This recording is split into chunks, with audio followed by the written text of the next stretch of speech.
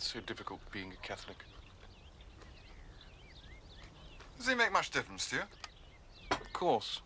All the time. Well, I can't say I've noticed it.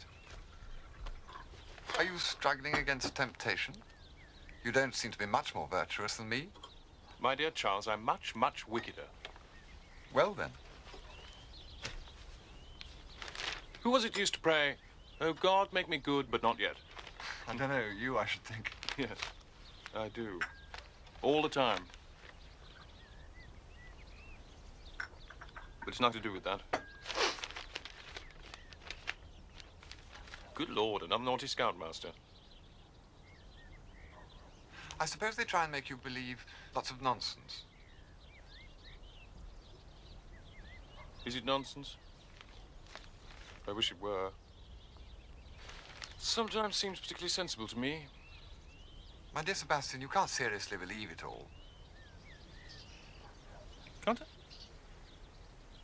No, I mean about Christmas and the star and the ox and the ass and the three kings. Yes, I believe all that. It's a lovely idea. You can't believe things because they're lovely ideas. Well, I do. That's how I believe. Do you believe in prayer?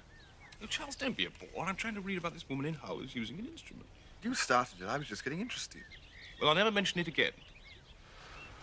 I wish I liked Catholics more. They seem just like everyone else. My dear Charles, that's exactly what they're not. Particularly in this country, where there's so few.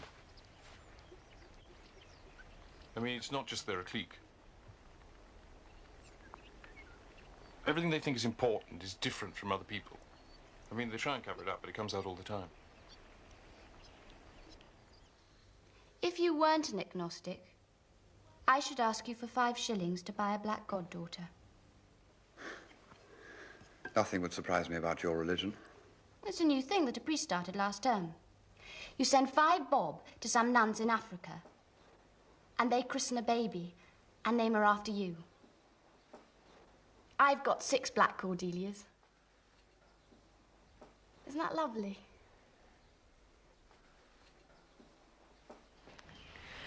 You know, Charles, when I was a girl, we were comparatively poor. And still much richer than most of the world. And when I married, I became very rich. It used to worry me. I thought it wrong to have so many beautiful things when others have nothing. Now I realize it's possible for the rich to sin by coveting the privileges of the poor. Can you see that? Perhaps. The poor have always been the favorites of God and his saints. But I believe it's one of the special achievements of grace to sanctify the whole of life. Riches included. Wealth in pagan Rome was necessarily something cruel. It's not anymore. But I thought it was supposed to be easier for a camel to pass through the eye of a needle than for a rich man to enter the kingdom of heaven. It's very unexpected for a camel to go through the eye of a needle. But then the gospel is simply a catalogue of unexpected things. It's not to be expected that an ox and an ass should worship at the crib. Animals are always doing the oddest things in the lives of the saints. It's all part of the poetry, the Alice in Wonderland side of religion.